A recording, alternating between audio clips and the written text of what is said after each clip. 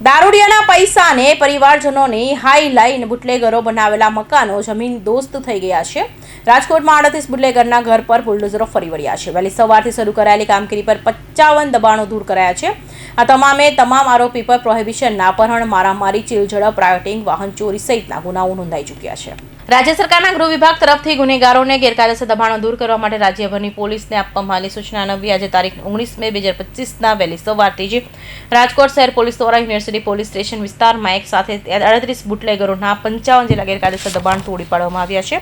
પોલીસે વહેલી સવારે 7 વાગ્યાથી રાજકોટ મહાનગરપાલિકા તેમજ પીજીવીએસએલના અધિકારીઓને સાથે રાખી ડિમોલિશનની કામગીરી શરૂ કરાઈ હતી અને કુલ 38 ગુનેગારો 56.52 કરોડ કિંમતના 2610 ચોરસ મીટર જગ્યા પર કરેલા દબાણને દૂર કરવામાં આવ્યા છે। ગૃહમંત્રી અને ડીજીપી સાહેબની સૂચના હતી કે રાજકોટ શહેરમાં જે વારંવાર ગુના કરવાની ટેવવાળા અસામાજિક તત્વો છે તેમની યાદી તૈયાર કરવામાં આવશે, સાથે તેમના ગેરકાયદેસર વીજ કનેક્શન કાપવામાં આવશે અને ગેરકાયદેસર બાંધકામ દૂર કરવામાં આવશે। આ સૂચનાના ભાગરૂપે આજે યુનિવર્સિટીમાં પોલીસ સ્ટેશનમાં 38 જેટલા ગુનેગારો તેમના 55 કરતાં વધુ ગેરકાયદેસર બાંધકામ દૂર કરવાની કામગીરી કરવામાં આવી છે।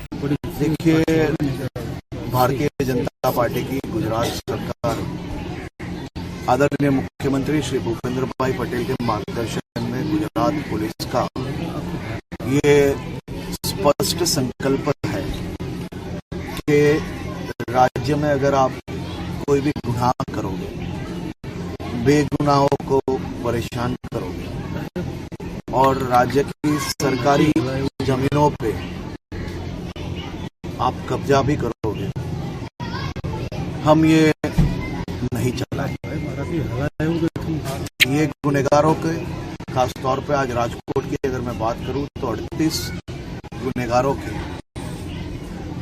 38 जगह जहाँ उन्होंने दुकानें बनाई हैं या फिर घर बनाया है या फिर ये 2 नंबर के काम करने का अड्डा बनाया है, उस सभी को ध्वस्त किया जाएगा और ये सभी लोगों पे सख्त से सख्त कार्यवाही हो। राज्य में शांति से, मेहनत से और ईमानदारी से काम करने वाले सभी लोगों के लिए राज्य सरकार हमेशा उनके साथ खड़ी है, लेकिन जो गुनाह करेगा उनको नहीं छोड़ा जाएगा। જે વિસ્તારમાં ડિમોલિશન કરવામાં આવ્યું છે એ રૈયાધાર પરશુરામ ટેકરી નજીક કરાયું છે। અહીં રાજકોટ સ્માર્ટ સિટી પણ આકાર લઈ રહ્યું છે અને સ્માર્ટ વિસ્તારમાં ગુનેગારોને કરેલા દબાણને દૂર કરવા માટે પોલીસ અને મનપા તંત્ર દ્વારા સંયુક્ત કામગીરી કરવામાં આવી છે।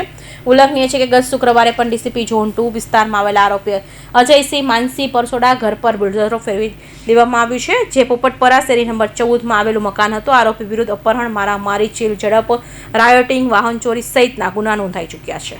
माननीय एचएम सर और माननीय डीजी सर की सूचना थी कि राजकोट शहर में जो वारंवार गुना करवानी टेववाळा असामाजिक तत्वों है एमनी यादी तैयार करवामां आवे तथा एमना गैरकायदेसर वीज कनेक्शन कापवामां आवे अने गैरकायदेसर दबाण जे छे एमना दूर करवामां आवे।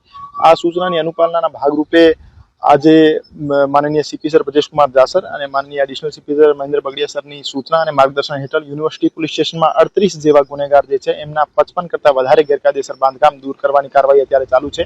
आ जे आरोपीओ छे एमना विरुद्ध खूननो प्रयास, धाड़, लूट, मारामारी और प्रोहिबिशनना घणा बधा गुना दाखल थयेला छे। अमुक आरोपीओ विरुद्ध 10 करता वधारे गुना पण दाखल थयेला छे अने पासानी कार्यवाही पण थयेली छे।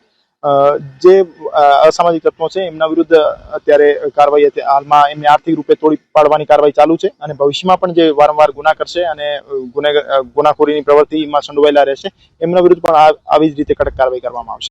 આ ઉપરાંત ગત શુક્રવારે પણ રાજકોટના પોપટપરા શેરી નંબર 14માં આરોપી અજય માનસી પરસોડાના ઘર પર બુલડોઝરો ફેરવી અને તોડી પાડવામાં આવ્યું છે, જેના વિરુદ્ધ અપહરણ, મારામારી, ચીલઝડપ, રાયોટિંગ, વાહન ચોરી સહિતના ગુના નોંધાઈ ચૂક્યા છે। આ કામગીરી સતત ચાલુ રહેશે। જેટલા પણ ગુનેગારો છે તેમના મકાન આઈડેન્ટિફાઈ કરી ગેરકાયદેસર દબાણ હોય તો તેને તોડી પાડવામાં આવશે। કૌશિક પટેલનો report, Hind TV news, Surat.